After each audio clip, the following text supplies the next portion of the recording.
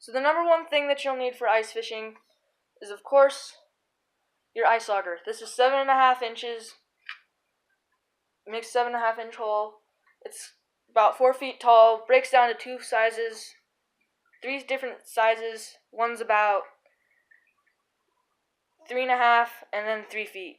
If you have little kids with you that want to try drilling a hole, and make sure you don't go out on ice that's less than 5 inches. Otherwise, it's totally safe. And make sure you drill. If you're going out on a lake out deeper, make sure you drill about every 20 or 30 feet just to make sure the ice is good. And if you're familiar with that lake and you know where all the current is in that lake, if there is any, make sure you try to steer clear of that, because flowing water doesn't freeze up as easily and as fast as stagnant water. So make sure you watch out for that. This is the most important tool. $53. Everybody thinks you need a big gas-powered one. It's just as much effort, honestly, if you're hauling around that big, heavy one. And it's like a fraction of the cost, not even as big. And all your ice fishing stuff fits in your other hand in your bucket. Your tackle box, 2 rods, in case one breaks, or if you're fishing with 2 rods at once. Ice scoop, hook setter, all of the above. Everything you can think of to go ice fishing is in there. And if you have a fish finder, they make cases that have rod holders and everything built into them. So I'm talking about proper ice fishing stuff, as you can see in the description. But if you're going for trout, which is basically the only stuff that I ice fish for other than panfish like perch and the occasional white bass.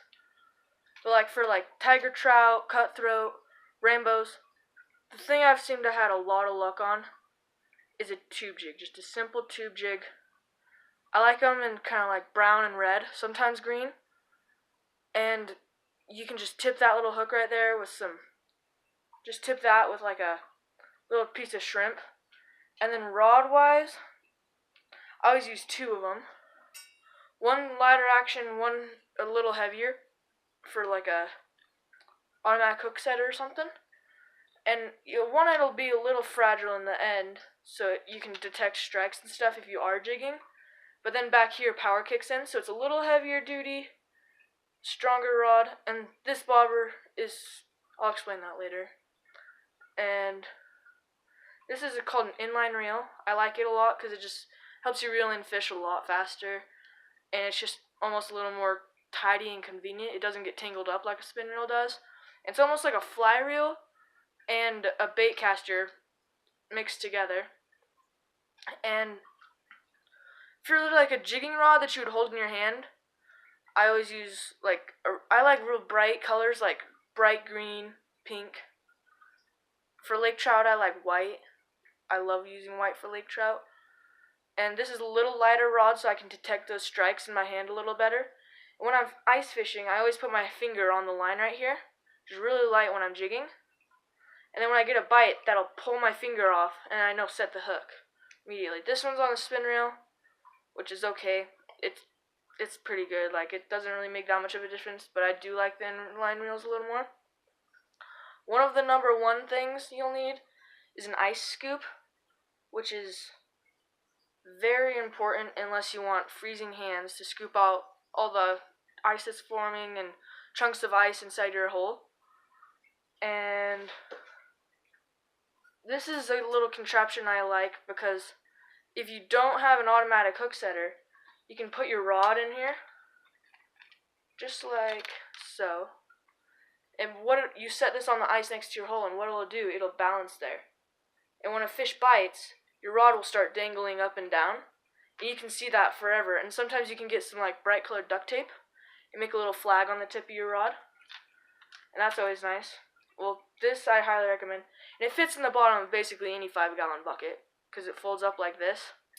It slides in there perfectly. And this is optional. I made this because jaw jackers and automatic fishermen are a lot more money. I made this for $9 at Home Depot. What you do, you basically make 2 supports and a rod holder. I stick my rod in there, drop my line down, set it, right? So, here, I'll get this all hooked up. And what this does, it's basically something that can fish for you while you're at a different spot jigging. And it's just super helpful. And I find it really nice. And if need be, you can just set it right next to you. And this is it when it's set. I'm not the smartest using this with the hook. So basically that angle holds your rod up hold the position. And then you drape your line over this little hook. And you can make these triggers out of like hangers. And then when the fish takes the bait, it'll kind of take the bait, and since the hook will be covered with that shrimp, they won't really feel the barb, so they'll swim off, and this bobber gives some slack, so it'll give the fish a minute to swim off with the bait. So the fish takes it, swims off. As soon as that goes tight, bam, hook set. And then you'll see your rod going up and down like this, and you can put flags on that. It'll stick up if you have snow by your hole and everything. And you just run over, double hook set to make sure it's in there nice and good, and you fight the fish all the way in. And I find those very helpful, and you can put them next to you, so you can be jigging one bait that's active and having one bait that's not. If you have a fish finder and aquaview, you can tell what bait it's going to be on. And another important thing that I like is just a 5-gallon bucket. It organizes everything, keep everything all together. And you can take that all the way out there with you, no problem. Next is tackle. Like I said, I really like tube baits like this one, but there's just so many other different kinds of baits. Like sometimes I'll use, at Strawberry Reservoir, trout eat a lot of crawfish, and this is a lipless crankbait with a rattle, and basically it just wiggles up and down, and it glides barely and wiggles up and down. This is a really good attracting bait. So on your set line with your automatic hook setter, you can put like a tube jig with some shrimp on it or a worm. And then on your active line, you can put this rattling crawfish bait. And this will basically, it's a minnow, but it's like a shad imitation, but it's got crawfish coloring. But what this will basically do, it'll attract the fish in with sound. If you're at night, you can even put like a LED light on the ice, and fish are attracted to light too.